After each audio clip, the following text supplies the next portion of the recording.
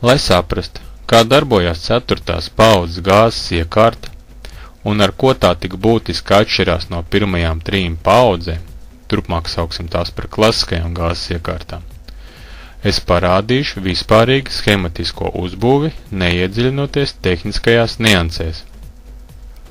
Sāksim ar karburātoru motoriem, un tie sastāvēja no gaisa filtra, karburātora, ieplūdes kolektora, motobloka ar cilindru.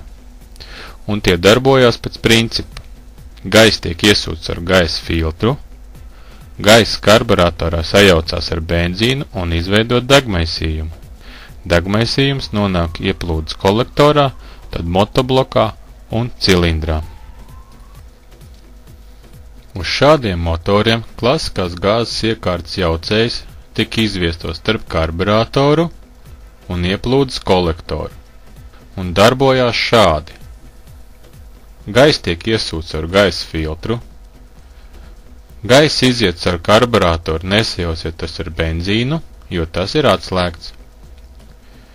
Gaiss iziet ar gāzes jaucēju un izveidot degmaisījumu. Degmaisījums nonāk ieplūdes kolektorā, tad motoblokā un cilindrā. Vēlāk parādījās motori ar degvielas iesmidzināšanu, jeb inžektoru motori. Sākumā ar mehānisko, vēlāk ar elektronisko degvielas padevi. Šīs sistēmas sastāvēja no gaisa filtra, ieplūdes kolektora, degvielas vadības bloka, degvielas sprauslas, motobloks ar cilindru. Šādi motori darbojas pēc principa. Gaiss tiek iesūkts ar gaisa filtru, gaiss iziet caur ieplūdes kolektoru, kad gaiss ir pie motobloka, benzīna vadības bloks padod signālu, benzīna sprausla iesmidzina benzīnu. Izveidojies degmaisījums, uzreiz tiek iesūkts motoblokā un cilindrā. Pirms parādījās 4. paaudzes gāzes iekārtas, šiem motoriem arī lika klasiskās gāzes iekārtas, un tās tika izvietotas starp gaisa filtru un ieplūdes kolektoru. Un darbojās pēc principa.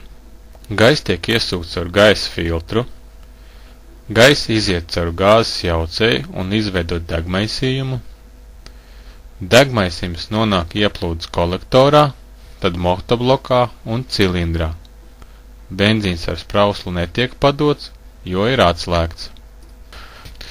Kā redzam, gāzes jaucējs visos gadījumos atradās pirms ieplūdes kolektora, dēļ kā radās nepatīkama gāzes smaka, un tas bija neizbēgami, jo izslēdzot motoru, gāzes degmaisījums, kas atradās kolektorā un maisītājā, izgaroja caur gaisa filtru un nonāca apkārtējā atmosfērā. Degmaisījuma atrašanās kolektorā un maisītājā bija iemesls tam, ka bija tā saucamie šāvieni. Tie parasti gadījās, ka strauji atliet gāzes pedāli bremzējot, un tad strauji pātrinoties. Iemesls tam parasti bija neprecīza aizdedzes sistēma vai padales sadales sistēma, kā rezultātā degmaisījums cilindrā aizdegās pirms ieplūdes vārs bija pilnībā aizvēries, un degmaisījums kolektorā uzliesmoja, radot šāvienam līdzīgu skaņu. Ar ko tad atšķirās 4. paudze no klasiskajām gāzes iekārtām? 4. paudzei vairs nav gāzes jaucēja starp gaisa filtru un kolektoru, bet ir gāzes sprauslas, kas tiek iemontētas pie benzīna sprauslām, un tām ir gāzes vadības bloks, vai vienkārši sakot, dators. Šī sistēma tiek samontēta pēc principa.